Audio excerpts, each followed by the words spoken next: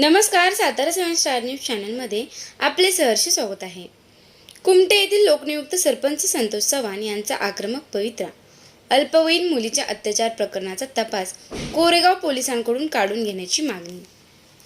कोरेगाव तालुक्यातील अल्पवयीन मुलीच्या अपहरण व लैंगिक अत्याचार प्रकरणातील तपासावरून कुमठे ग्रामस्थांनी तीव्र नाराजी व्यक्त करत कोरेगाव पोलिसांच्या कार्यपद्धतीवर गंभीर प्रश्नचिन्ह उपस्थित केले आहे.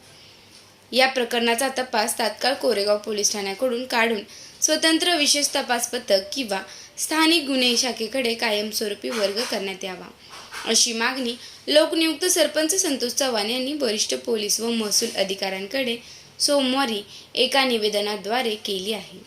या संदर्भात प्रांताधिकारी कार्यालयातील नायब तहसीलदार संदीप चव्हाण, निवासी नायब तहसीलदार सुनीता धिमते, पोलीस निरीक्षक अरुण देवकर व उपविभागीय पोलीस अधिकारी कार्यालयातील वाचक पोलीस उपनिरीक्षक सुधीर बनकर यांना निवेदन सादर केले. कोरेगाव पोलीस ठाण्यात दाखल असलेल्या या प्रकरणातील सुरुवातीपासूनच पोलिसांकडून गंभीर दिरंगाई, निष्क्रियता व असंवेदनशीलता झाल्याचा आरोप संतोष चव्हाण यांनी केला आहे. अल्पवयीन मुलगी बेपत्ता झाल्यानंतर तातडीने तांत्रिक तपास, मोबाईल लोकेशन ट्रॅकिंग, सीसीटीव्ही पडताळणी, नाकाबंदी, बातमीदार सक्रिय करणे यांच्यासारख्या मूलभूत तपास प्रक्रिया प्रभावीपणे राबवण्यात आल्या नाहीत.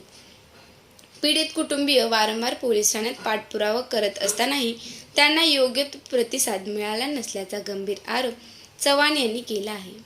विशेष म्हणजे आंदोलनाचा इशारा दिल्यानंतरच तपास स्थानिक गुन्हे शाखेकडे वर्ग करण्यात आला. त्यानंतर अल्पावधीतच आरोपीला अटक करण्यात आली आणि पीडित मुलीची सुटका करण्यात यश आले. यामुळे सुरुवातीच्या तपासातील हलगर्जीपणा अधोरेखित झाल्याचा दावा त्यांनी केला आहे.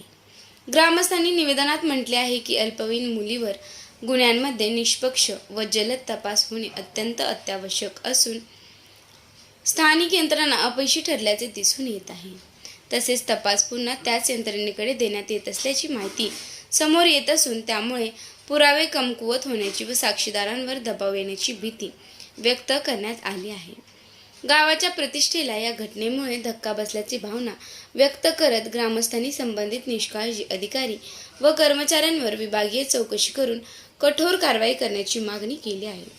तसेच पीडित कुटुंबाला संरक्षण, मानसिक व कायदेशीर मदत, साक्षीदार सुरक्षा आणि जलद गती न्यायालयात खटला चालवण्याचीही मागणी करण्यात आली आहे. दरम्यान पोलीस निरीक्षक देवकर यांनी सदर निवेदन वरिष्ठ कार्यालयाकडे पाठवण्यात येईल असे सांगितल्याची माहिती देण्यात आली. पत्रकारांशी बोलताना सरपंच संतोष चव्हाण म्हणाले, एका व्यक्तीच्या गुन्हेगारी कृत्यामुळे संपूर्ण कुमटे गावाची बदनामी होत आहे. ग्रामस्थांच्या भावना तीव्र आहेत. प्रशासनाने तातडीने निष्पक्ष कारवाई केली नाही तर लोकशाही मार्गाने आंदोलन उभारावे लागेल.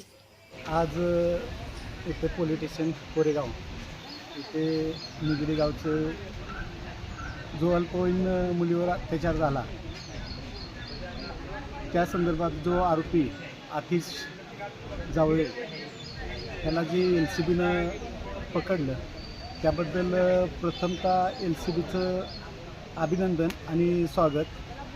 तसेच कोरेगाव पोलीस स्टेशनला ज्यावेळेस गुन्हा दाखल केला त्यावेळेसपासून कोरेगाव पोलीस स्टेशननं कुठलाही त्याच्यावर निर्णय न घेता आरोपीला पाठीशी घालत आरोपीला सहकार्य करण्याची भूमिका इथं कोरेगाव पोलीस स्टेशननं केलेली आहे. तसेच ज्यावेळेस सैनिक बोर्डाने किंवा मिलिटरी संघटनेने कोरेगाव पोलीस स्टेशनला ज्यावेळेस अर्ज केला की आम्ही आंदोलन करू त्यावेळेस LCBकडं हा गुन्हा वर्ग करण्यात आला. हा गुन्हा वर्ग केल्यानंतर 20 ते 22 दिवसात LCBनं आरोपीस पकडलं. त्याबद्दल LCBचं प्रथमतः स्वागत.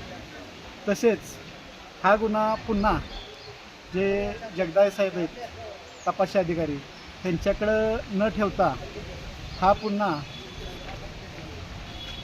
SITकडे वर्ग करावा किंवा LCBकडे पुन्हा वर्ग करावा एवढीच विनंती करतो आणि थांबतो.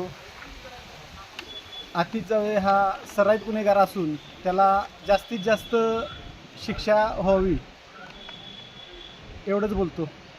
त्याचबरोबर आतिश जावेला जे सहआरोपी मदत करतात त्या सर्व सहआरोपींना कायदेशीर कारवाई व्हावी ह्यासाठी ही SITनं सहकार्य करावं